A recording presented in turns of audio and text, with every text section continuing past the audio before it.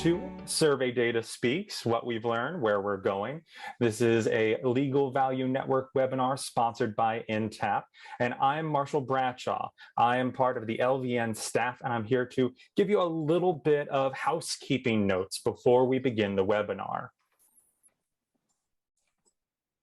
First off, we are using the Q&A box instead of the chat for our questions. Now, feel free to jump into the chat if you want to say hello or anything, but you should use the Q&A box if you have any questions for our moderator or speakers throughout the event. They'll be monitoring it and trying to make sure to answer all of your questions. Next, the event is being recorded, but don't worry, as attendees, your microphones and cameras will not be turning on, so you don't have to worry about us finding out that you're wearing pajamas at noon. Finally, we have our polls that are going to be popping up throughout the webinar. You'll have about 60 seconds to answer them, so listen up for when we announce that we're going to launch them. They'll show up as a pop-up box with a simple either single choice or multiple choice question, just one each time, and it'll say if it's a multiple choice one. Also, finally, I'm so grateful that Intap sponsored this webinar, so anyone can join for free. If you like this and want to see more webinars, definitely consider becoming a member so you can continue to join us for each of these webinars that we do. It'd be excellent to have you there. And with that, I will hand it off to our moderator, Sharon. Thank you so much, Marshall. Hello, everybody. Thank you for joining us for today's webinar, which is Survey Data Speaks, where we will talk about what we've learned in 2021 and where we're headed. Again, my name is Sharon Senna, and I'm the Senior Director of Solutions Management within TAP. So as we close out the LVN survey results that came out in 2021, which really revealed the impact of the early pandemic, the activity that hit everyone pretty quickly in 2020, all that data was reflected in survey results that came out early last year. So this panel is going to reflect on that data and provide an outlook on how firms and clients are really advancing the pricing and LPM functions, and also innovation efforts and how they're collaborating with clients. Let me introduce this fantastic panel that we've pulled together today to share perspectives from the pricing and LPM side, as well as the LDO side and the law firm strategy perspective. So with us today is Chris Endy, Ben Hayden, and B. Saravello. Let me just give everyone a quick moment to introduce themselves. Chris, if you want to kick off. Yeah, hi everybody, welcome. I'm Chris Endy, I'm the Chief Value Officer at Wilson Stores. I'm also a Legal Value Network board member. Super excited to be part of this panel. As part of my role at the Legal Value Network, I do help run our legal pricing and project management survey, which is part of our discussion today, and the 2022 version will be coming out soon. So very excited to join this great group of panelists. Hi everyone, I'm B. Saravello. I am the co-head with Brad Blickstein of the new law practice at Barrettson Brunel. We focus on non-traditional delivery of legal services, which spans from research to consulting to new product development and marketing. Hi, everybody. I'm Ben Hayden. I'm the head of legal ops at Cengage Group. We're a global education, content, technology, and services company. We're located in Boston. I've been with Cengage Group for about 4 years now. I lead a team of 8 legal ops and contract ops professionals. And before Cengage Group, I worked at General Electric and also Goodman Procter. Awesome. I am so excited to have the three of you join me for this discussion. And again, my name is Sharon Senna, and I'm with Intap. I'm in a position where I bring a client perspective to product strategy for Intap's pricing and time products. And I also collaborate on other connected solutions such as intake and terms and experience, the market suite, to look at how firms are connecting all their data to improve process. My background also includes years at an AM Law 100 firm, Blank Rome, where I had the pleasure of working with Bay. And I had the opportunity to start pricing and have practice management and business development background. So really excited about all of the perspectives we bring to today's discussion. We, as we've said, in early 21, there was a few different surveys that were prepared in the industry. First, we're taking a look at the annual in-house LDO survey, the Law Department Operations Survey that the Blickstein Group publishes every year. It's a really fantastic data set that's been gathered for about, I think, 14 years now. And that collaborates with an advisory board of Fortune 300 companies. It's really fantastic data. Last year, LBN worked with the Blickstein Group and launched the first annual legal pricing and LPM survey. And the questions aligned. So it was the first time we were really able to take a look at input side by side of pricing professionals and the LDO perspective. And then Intep also collaborated with Burlington Media on a legal IT survey. And we've kind of combined all of that data and taking a look at these three different surveys. It really indicated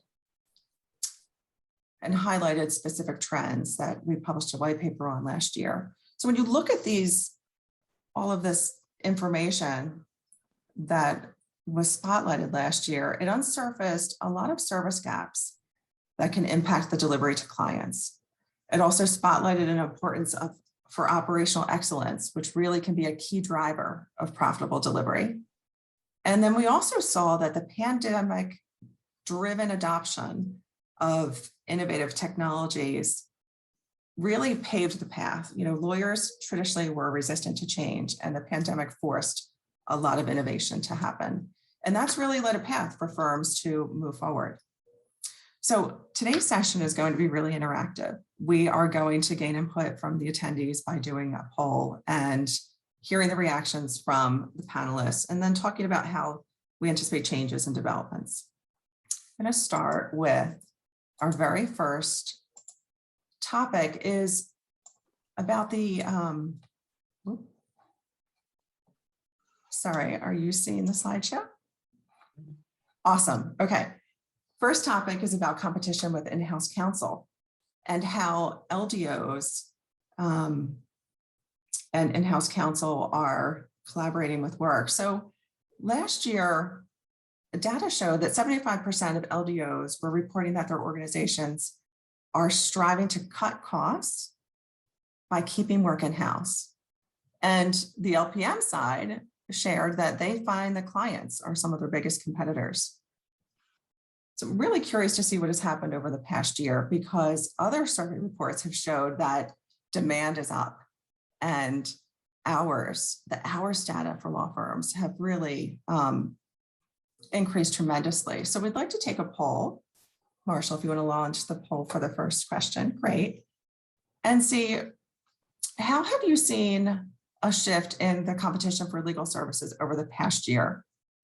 And if you could, think about the activity that's happened at your firm and indicate, are you competing with more clients as they expand in-house counsel teams? Are you receiving more routine matters that perhaps in-house counsel used to handle? Are you seeing an uptick in just the complex and specialty services, that clients want to outsource?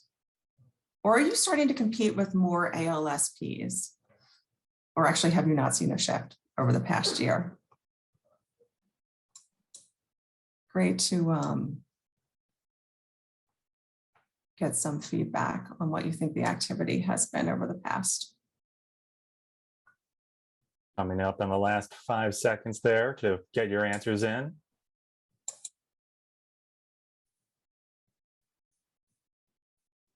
There you have it, Sharon.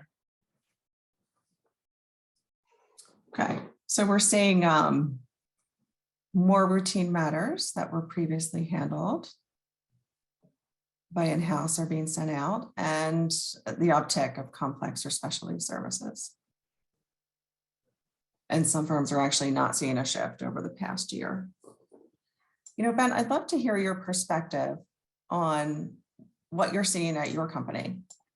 Yeah, absolutely. And just interesting that these results are so almost evenly split, about a third for most of these three top answers here. But I think it's really interesting to kind of think about and react to this question from sort of both a pre-pandemic, but also sort of a mid-pandemic and almost post-pandemic perspective. I think I am definitely seeing peers, and I'll put myself in this bucket and our department in this bucket, trying to bring things back in-house for a couple of reasons, not only cost savings, but I think, for deep in-house business knowledge, having dedicated resources that are aligned to business units or business segments. But what we're running into, and I know a lot of other companies are in the same boat, you really kind of can't get away from seeing these headlines, is that it's become so difficult to find and hire talent in this market right now, even for, what are seemingly sort of straightforward, almost generalist type roles. And I think because of that, it's causing many companies to look again or turn again to outside counsel for things that they have been over the last couple of years trying to bring back in-house. It's just, I think it's just a function of the hiring market just being so insane right now. I would agree, and what I would say, and I find it interesting with respect to the survey results. In our work with firms, we found that ALSPs are definitely have much more momentum because, in fact, of this war on talent, and that they are definitely a fixture because they can do the work and they could do certain work, and they've expanded even the type of work that they've done.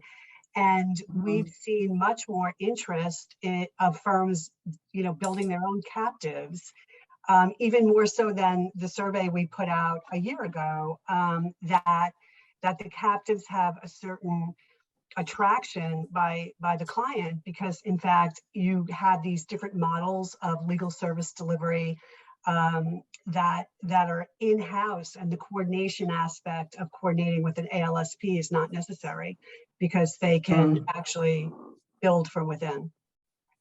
And it's kind of like this catch-22 for law firms, right? Where, we've got these companies that can't find talent, so they go to law firms, but the law firms they got this crazy demand right now. And so they've realized that they can be more selective in the matters that they pick, right? And so that's driving, I think, some legal departments, to B's point, to look to ALSPs, and then kind of realize, even some legal departments that might not historically have gone that route. And I think it's leading some of those folks to say, like, well, wait a minute, like, this actually isn't that bad, it's not, in fact, this is great, it's working out great for us, and the price is right. I think when we talk about competitive threats, I think that's something that really law firms can't ignore, that these folks that have historically resisted using alternative providers are being forced into it. And that the fact that, I think it's a real possibility that work might not return to the traditional firms in the way that it may have in the past when the demand goes back to normal. Which is why the captive is becoming attractive, because you build the revenue source that you've either lost, or you're building a brand new revenue source. It's really interesting. You raise a good point that this transition to higher use of ALSPs can sort of threaten the law firm's relationship and stability. And again, the pandemic sort of forced the issue, whereas in the past, I've seen firms be very nervous and clients be a little uncertain about the creative use, the creative, servicing of ALSPs. Chris, is there any other point you'd like to add here before we move on to the? Yeah, just building on what you said, Sharon, I think what's interesting to me is I think there was a time when ALSPs were largely considered a threat from the law firm perspective. I think you're seeing a small shift now and starting to see people go, maybe it's an opportunity. And to B's point, whether it's building the captive one in-house, whether it's partnering early, and going out with the differentiated, strategy can actually be a very positive move for a law firm. So I think we're getting to the point, like Ben said, it's here. The question is, everybody's trying to figure out, how do we all work together versus saying, okay, you're a threat to me, I'm going to fight you tooth and nail. I think we're just seeing that portion of time now where everybody's figuring out how to work best together in this sort of new environment. Yeah, and with the demand, as Ben pointed out, law firms can be a little more selective in the work that they're choosing to take on, which leads us right into actually the next topic is, how are fee strategies being impacted? So as the demand increases and law firms, are at capacity and also have their own internal struggles on talent, how is this impacting the fee strategies that you're collaborating on with clients? So last year, more than 3/4 of the respondents reported that the AFAs are more cost effective than hourly billing. And we all know that AFAs require a lot more planning, a lot more work from the law firm side to really be able to accurately estimate the true cost of handling an engagement and figuring out a risk and reward structure that will be mutually beneficial. Curious how the demand for legal services has impacted clients' desire for AFAs or budget adherence. So Marshall, if we could launch the next poll, it would be great to have everyone's feedback. I did receive a question here. These questions were intended to reflect the law firm perspective in these, the way the polling questions were worded. So I know we have actually a couple of LDOs attending the session today, so I apologize. We did actually structure these questions more from the law firm perspective.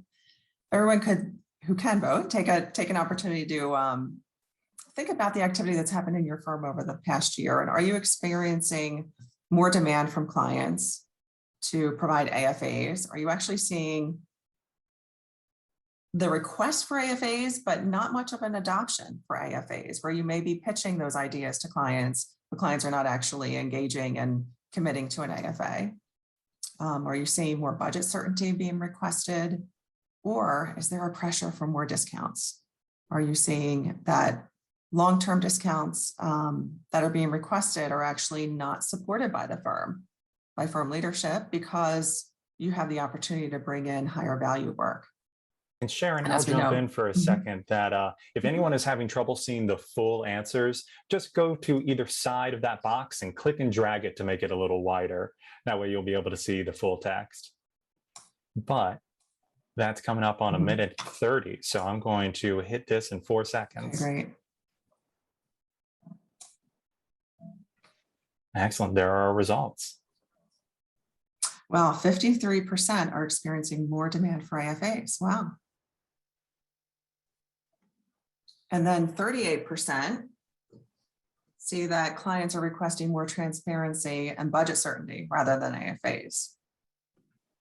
A little bit have not seen any activity. And there's very low request for long-term discounts and firms pushing back for it.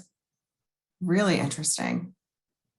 Chris, what are your thoughts on and reactions on how AFAs are being utilized over this past year? Yeah, I think this is fascinating, Sharon. I guess I'm not surprised with number one, although I have to tell you, it's really the people who gravitated towards the third response that really warms my heart a little bit. My take is that AFAs very much have a place in our world going forward, and they're a great way to drive value to clients.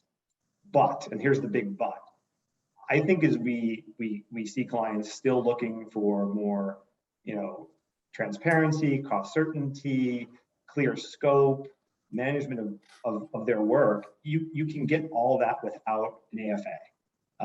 And so the way I think we're going to see a shift continue to go is that AFAs have a place, but they're not the magic solution to everything, which is I think where people were, let's say 5 years ago. It's not, the shine is coming off a little bit.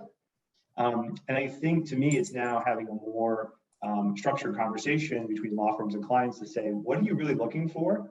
And what's the best avenue to get you there? And it may be that I can give you a clear scope, clear staffing, predictability of budget, and more importantly, probably LPM along the route to give you everything you're looking for. And the fact that we're billing by the hour is sort of irrelevant. I've hit all the points the client's looking for. And I think when you start to shoehorn the AFA in, sometimes it can actually be a detriment because you're trying to use a tool that's not really meant for what the client's looking for. And stick with me on this one. I was thinking about 2 nights ago, we were making dinner and we were using our air fryer. And I was thinking about this with my kids, like, 2 years ago or 3 years ago when we got it, it was like all the fat, right? the air fryer, we had to have one, we get the air fryer and all that. And we made French fries and we made chicken wings and they were great. And then my kids, of course, get the booklet. They're like, Dad, you have no idea what we can make in this thing. We can make a cake. Okay, fine, we'll make the cake in the air fryer. And we did, and it was just fine, right? But it's a lot of work. It was really small, right? And over time, it was like, air fryer has a place in our house, but like, you know what makes a really good cake? Betty Crocker and a regular cake pan and an oven. And so we want cake, we use the oven, and we want chicken wings and French fries, we use the air fryer, right? So it's not that it's disappeared, it has a place in our house, but it's for a particular purpose. I think AFAs are going to start to go that route, right? They're always there. I think they're important. I don't want to give anybody the impression I don't think they're going to be around, but I just think we're getting to the point, they're not the magic solution to everything. So air fryers and AFAs is my big takeaway for today. Chris, this scenario is so perfect. Our oven broke about 4 months ago, and supply and demand. We literally were 4 months without an oven. And we said, thank God we have our little air fryer. We got through the holidays. We did Thanksgiving, we did Christmas, but we were, of course, I constantly was like, I can't wait for my oven to get back, but this was okay.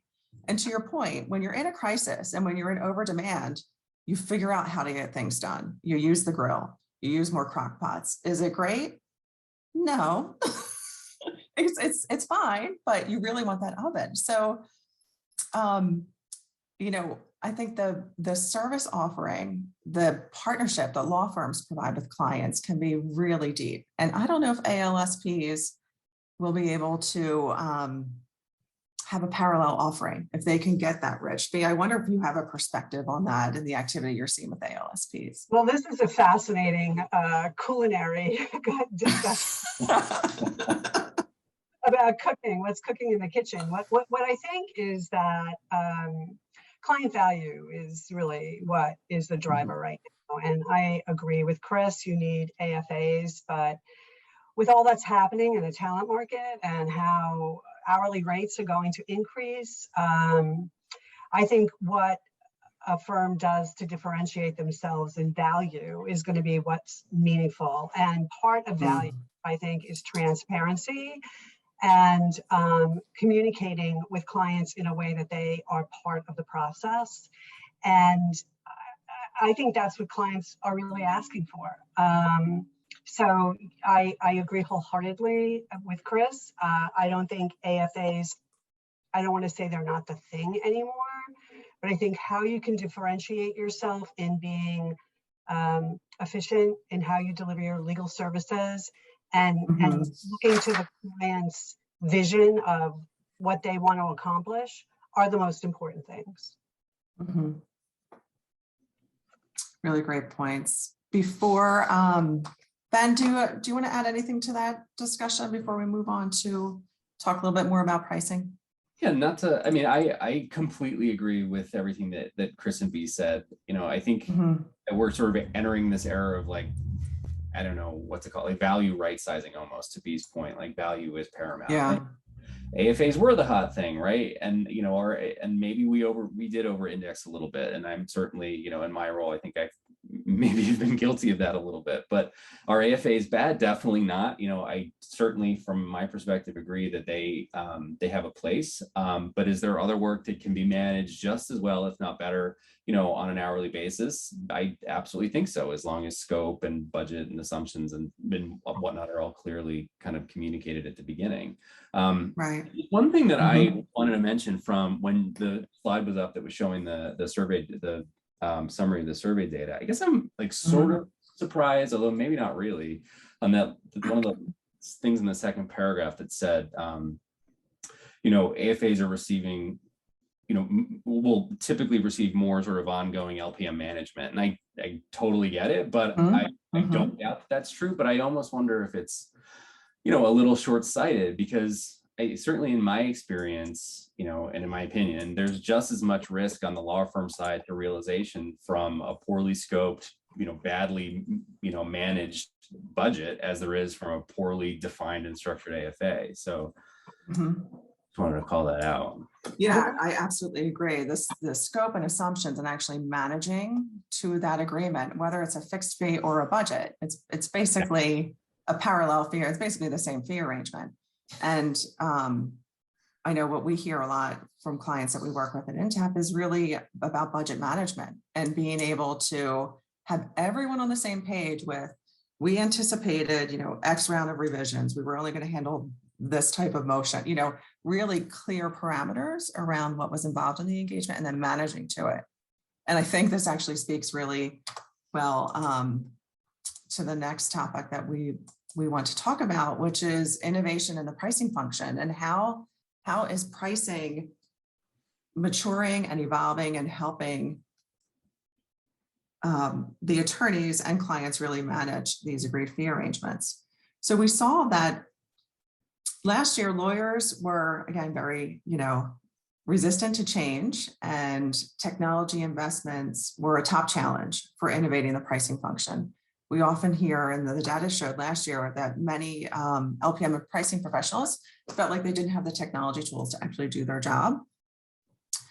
And, the lack of having really solid technology in place puts, roadblocks up when you're really trying to have transparent planning and collaboration among a service team. So it'd be great to launch the next poll and hear from everyone how your firm is advancing the pricing and LPM efforts through technology investments. So do you find that, many firms are maintaining an Excel spreadsheet? They're living in Excel and using spreadsheets to support pricing and budgeting. And other firms are evaluating solutions to support the pricing and LPM teams that are more formal. Some firms have implemented that solution for pricing and LPM, and it lives within their pricing and LPM teams, and others are rolling it out to partners. It would be great to hear what's happening at firms.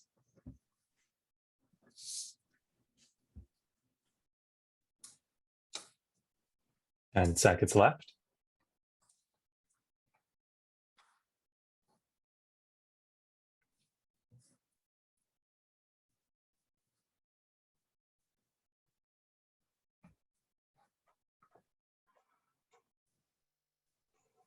Okay, so 38% are maintaining spreadsheets.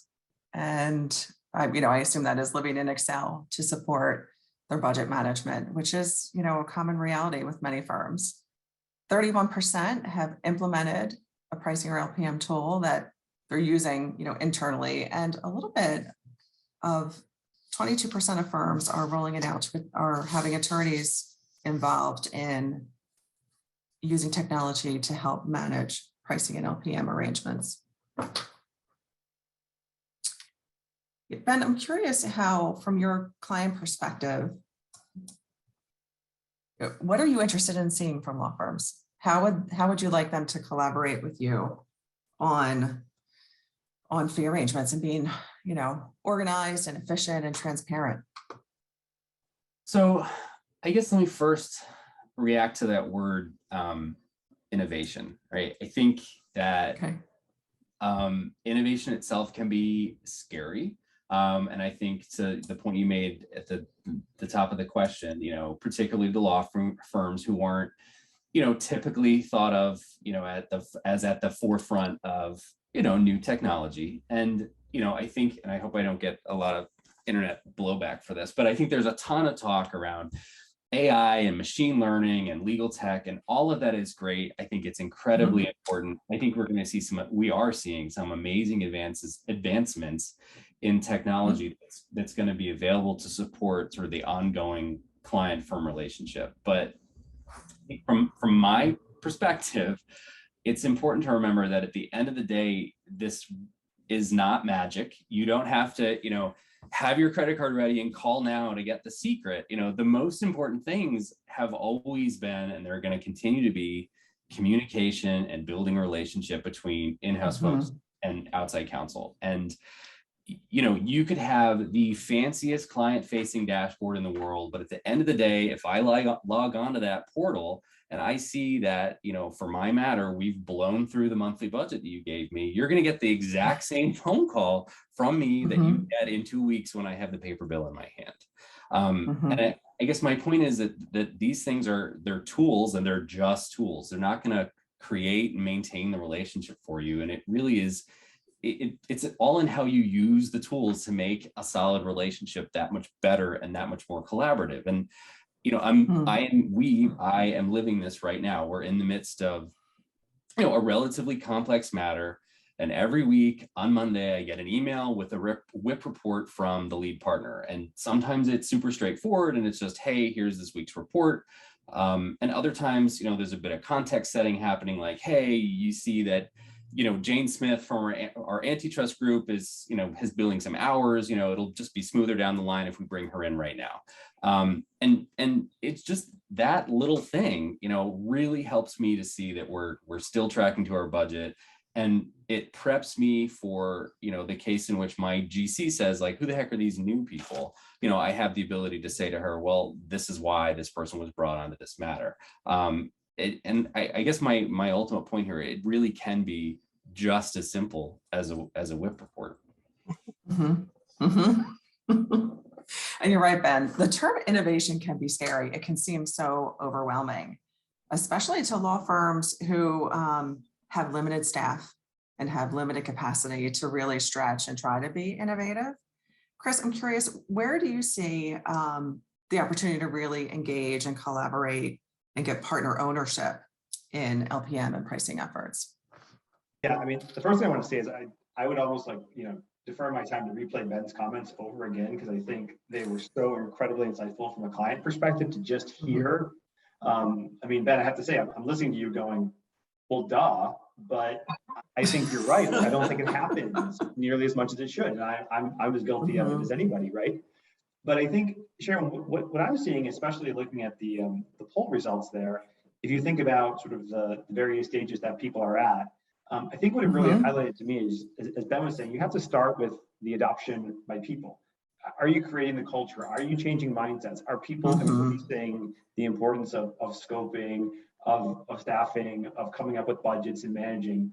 And once you start to see that change, I think is then where you're going to get people craving the technology help, because you're going to start to say things like, hey, you're doing really good scoping and doing your budgets, let's manage it. Well, how can I be better informed about where I am? Well, if we had a technology solution that allowed us to scale that and do it on a more broad level, I could give you instantaneous information. Gee, that would be great. But you're offering up that solution once somebody's already bought into the process, and the technology is just taking you that next step further.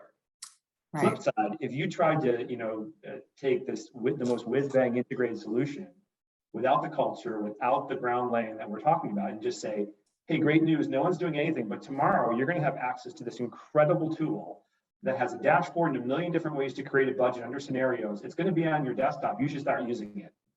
It's going to fail miserably. So I think in a lot of ways, the technology that's going to support these efforts has to follow along with your adoption path. So I wouldn't be surprised if a lot of the firms that answered, we're doing this on spreadsheets. Well, the more adoption you get, the more you start to change mindsets. It's going to naturally lead you down the path of a more integrated solution over time, but it has to come in tandem. Yeah, change management is so challenging in law firms, and technology doesn't drive it. Internal process drives it, and technology helps aid and assist it. And actually, Chris, you're like teeing us up so perfectly for the next topic, which is around innovation in law firms. And you know, last year, the data showed that innovation was really being driven by corporate law departments. 65% responded that corporate law departments are the primary driver of innovation, which is forcing law firms, you know, to change. I know that another great question that was in the survey pointed out that LPM and pricing professionals felt that one of the primary responsibilities of the job was change management. And it would be great to see if innovation is becoming a little bit less scary for law firms, and if we're seeing an adjustment, and if firms are really, you know, adopting some more innovative technologies. Marshall, why don't we launch the next poll, which asks, how is your firm working to drive innovation and the adoption of innovative technologies? So are you investing in capabilities to help support pricing and LPM and profitability management efforts? Are you employing advanced technologies that help address AI and ML to provide practice efficiencies and support pricing strategies? Have you established a client portal? Are you in the process of doing a client portal? And are you investing in any technologies that really help automate legal service delivery, which might be, you know, improving document production and streamlining that process? Or perhaps there have been no efforts. And frankly, given how busy law firms have been over the past year, I could also see that maybe some firms were not able to really tackle new efforts because they've been so consumed by the demand and you know, need to collaborate with clients.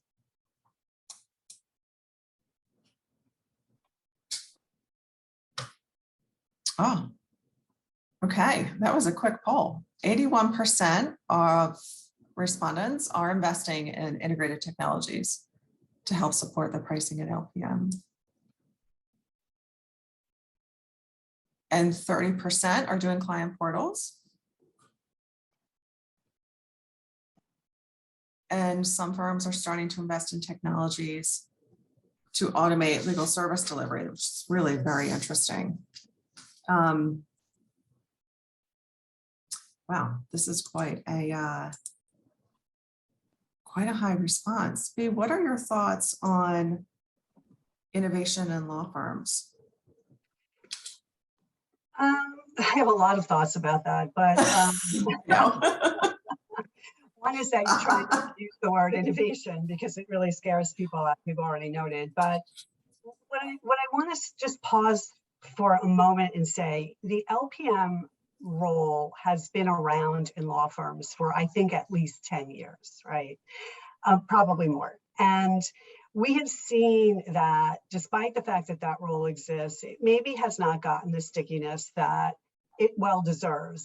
And yet I think there's a moment here right now where LPM can actually gain the stickiness. Like, I think that pricing has been able to dig its heels in. Every firm has that function in some capacity, whether it sits in finance, but the LPM part has sort of been here and there, you know, different people that role might use, you know, within a practice. And yet now I think we see LPM as part of, oh, dare we say, innovation. And again, because it's a client value function, the LPM role gives way to the transparency that you need and the data and information that is most important to clients, right? So to answer the bigger question, I think firms are looking for solutions all the time. The biggest challenge is adoption. And, you know, there is not a firm around that you won't see that they're deploying they might not be deploying it.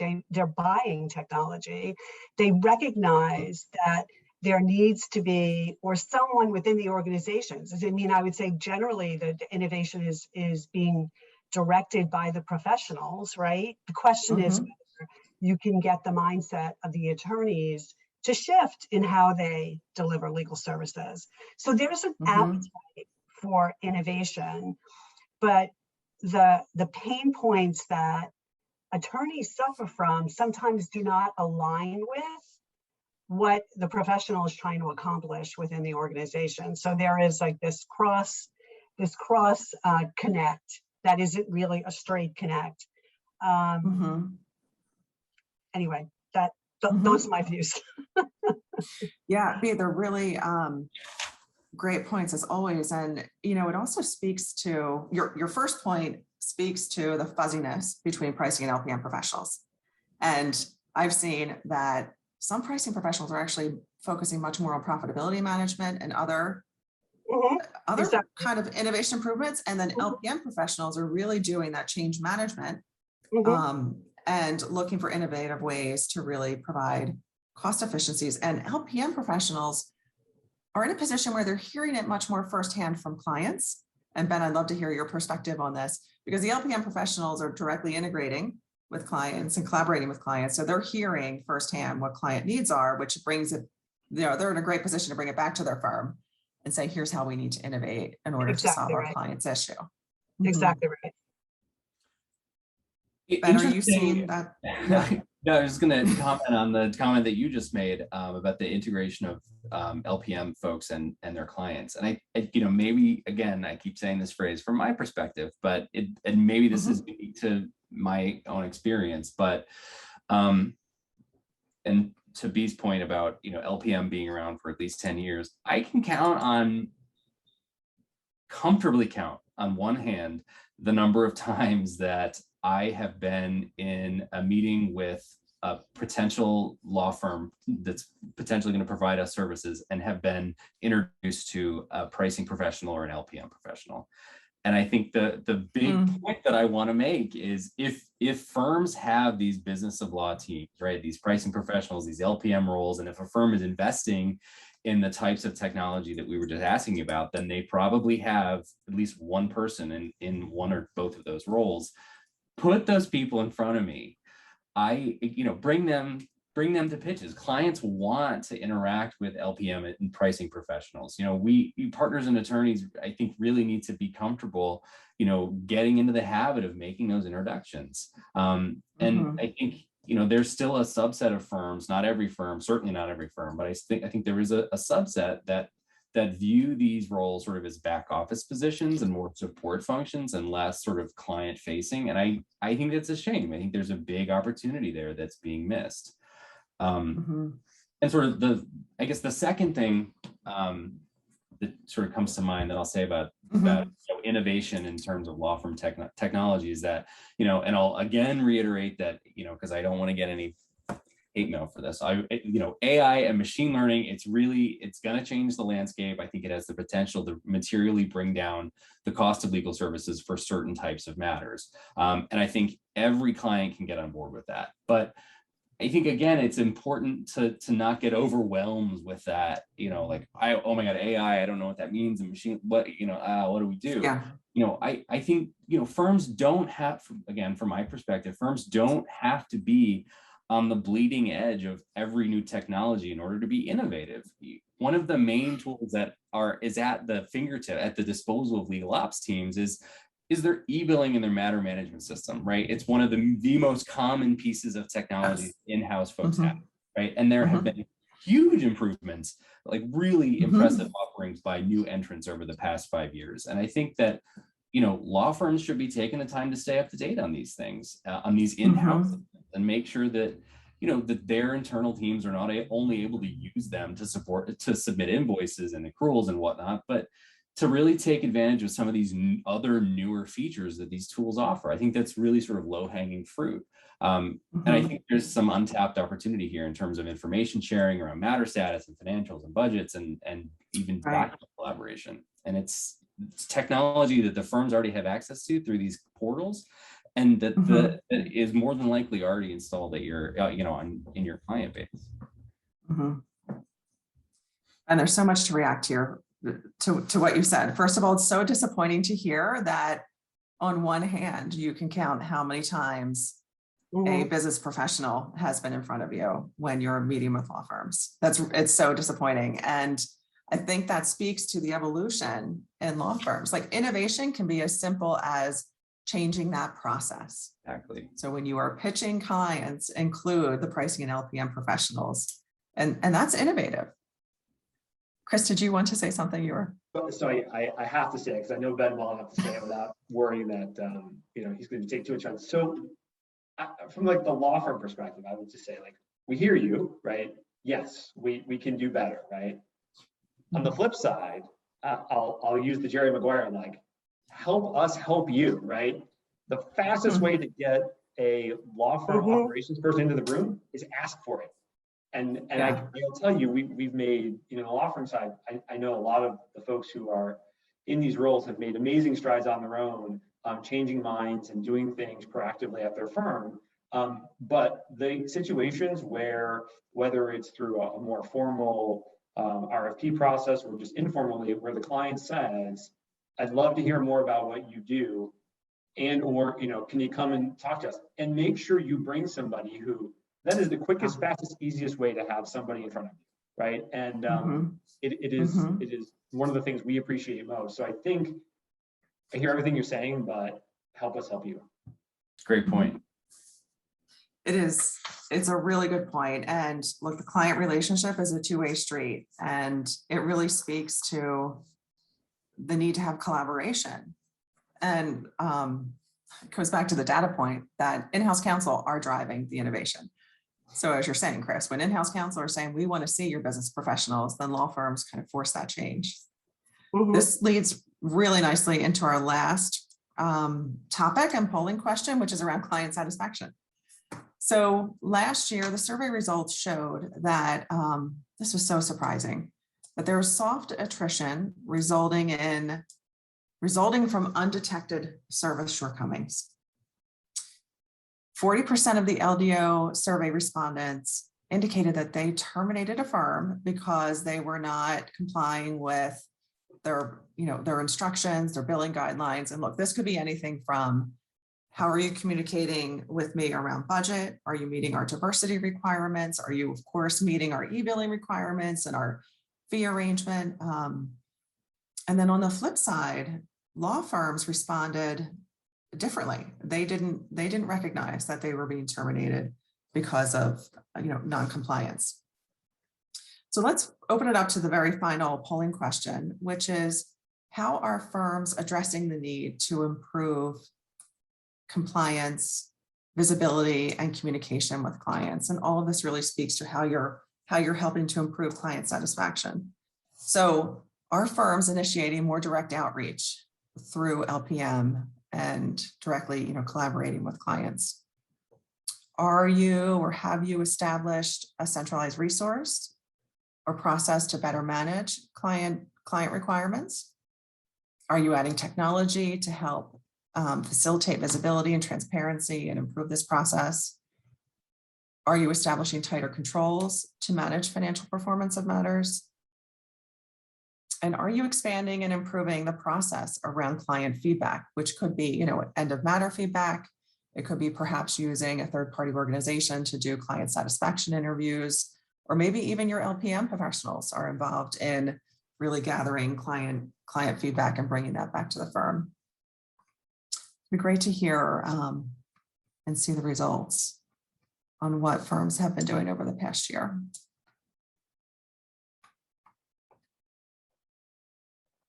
Okay, wow. So, similar to our last poll, this was multiple choice. So I know someone had questioned me. Some of the percentages total up to more than 100% because these are multi-choice. And we see here that 48% are establishing or have a centralized resource to manage client requirements, and some are adding technology to help facilitate that process. And some firms have established tighter controls around financial performance of matters. It's really interesting, and I wonder how profitability comes in play, and if more firms are exposing profitability data and being more transparent around that, which is that can be very challenging to introduce within a law firm. And then 32% are initiating more direct outreach through LPM professionals. So wow, this shows a lot of activity over the past year. The firms are really taking steps to collaborate with clients. Chris, I'd love for you to expand on your last point. What's the opportunity to improve client satisfaction? Yeah, I think you made a great point. It's just great to see so many different things happening that firms are doing. Yeah. And I think what you see is a little bit of mix of sort of the process side and doing a better job just getting it right. Trying to figure out, Ben mentioned e-billing. It's a lot of work to figure out how to comply, but it's a real pain point for clients. So there is a process piece and a technology piece, but it's the human aspect. It's someone, one or more people who really has his or her finger on the pulse of how is the relationship going? How is the client seeing the work that we're doing? Where are the problems? Making sure you surface them early. From my perspective, it's interesting. To me, the idea that a client would fire or stop working with a firm and the firm doesn't even know it. It's the classic case of like, it's easier to just stop making the phone call than it is to have the hard conversation and say, we're not going to make the phone call anymore, right? And so I think the firms that are going to avoid being in that situations are the ones that really are being proactive to say, how are we doing? How is it going?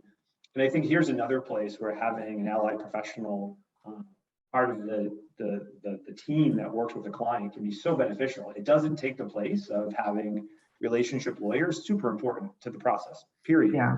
But I've had, clients say to me directly, it's really great to have you as a resource, Chris, because there are times it's just easier to have a discussion with you about hiccups in the billing process, staffing issues where I don't want to insult the lawyer and say, how come there's 4 different associates working on this? Maybe there's a really good reason. I'm more comfortable asking you in the first instance before I go ask that person and potentially just, make them a little upset about the question. So again, I think to me, that's the key is the combination. And even, when I spent time on the in-house side, there were a couple law firms that just had relationship managers, I guess, assigned to the client, and they were on the legal ops side. It was a pleasure because not only did they check in regularly, very appropriately, but when things went wrong, I knew exactly who to call. And I wasn't going to have to go multiple rounds of emails with the busy partner who then would have to forward it on to somebody else. It was one phone call, very responsive. And I would be blown away if any of those firms ever felt like, they stopped getting work and didn't know it. Like they knew right where they stood. So I come back to the combination of people relationships and then process technology along with that. And kind of thinking and digesting what you're saying, Chris, there's a lot of responsibility on LPM professionals, and it seems to just be growing. And they are at such a critical point of being able to really help address and get in front of client satisfaction issues. And they're getting pulled, I think, in many different directions. Like you're saying, they're almost doing true account management.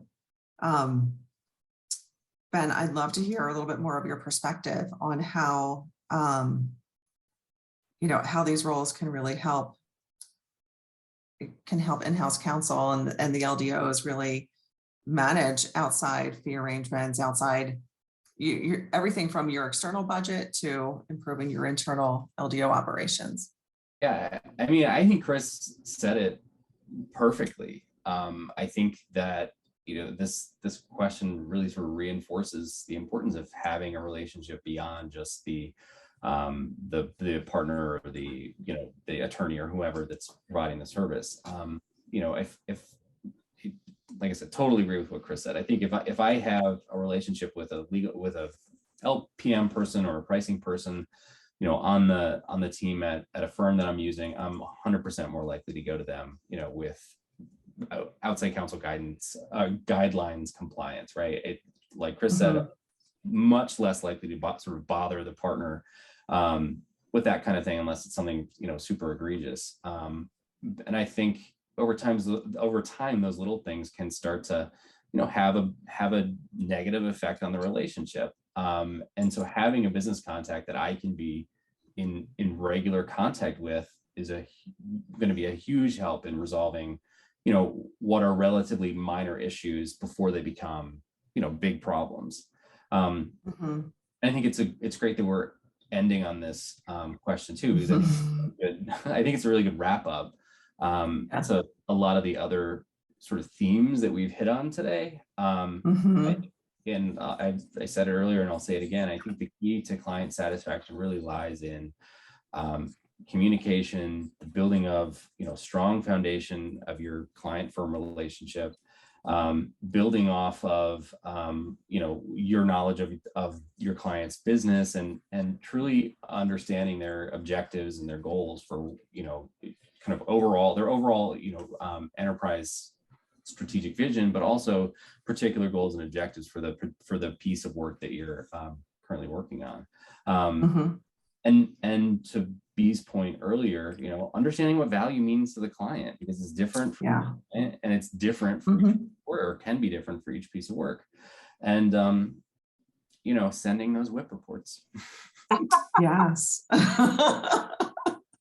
Which, as you said, can just be as simple as just give me a weekly update. Exactly. Right. It's, it's really interesting to see that firms are putting in more client portals and databases, and that means that the LDO professional has to go to it as opposed to it being served to them. And I think there's an interesting dynamic there, and a variation of adoption depending upon the sophistication of the in-house team. I think that's true. I mean, personally, I love it. I love that. I love data. I love seeing that kind of thing in real time. But again, it's not doesn't take the place of an email or a phone call. Right. It's another way to get insight, and another kind of tool in the tool belt, but not the end all be all of the management of the relationship. Yeah. Well, we have just a few minutes left. Was there anything you wanted to add on this last point?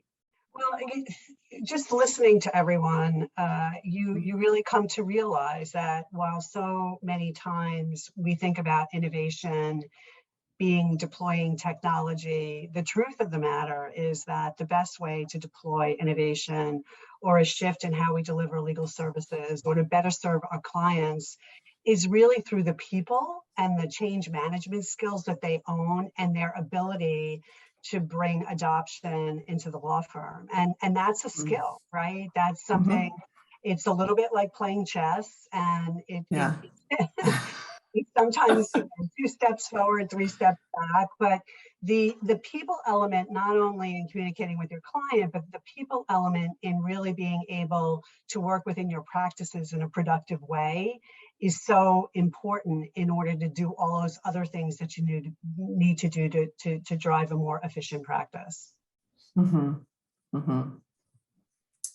Yeah, I think, I'm personally really interested to see the results of the next survey, which will be coming out in March. I'm curious to see how some of this has changed and how law firms are really adopting more innovative strategies, and we'll see that in some of the survey data.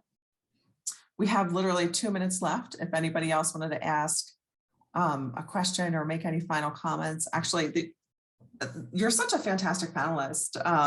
This whole group, you just wrapped up the session in terms of, recapping some of the really important points around communication with clients and having that collaboration so that you're understanding what their definition of value is, and therefore how a firm can help them address value, whether it's through new process improvement or cost efficiencies and other different areas. So on that note, I don't see any more questions coming in, and I think we've given everybody back 1 minute in their day, which can be really appreciated, especially juggling the lunch hour and whatnot. So thank you so much. We're going to do we'll push out a blog to kind of recap some of the data that we gathered from the polling today and some of the comments. I think it was really a fantastic discussion, and I appreciate you all joining me for it. So thanks, everyone. Thanks Enjoy the rest of your day. Thanks, everybody. Take care. Bye.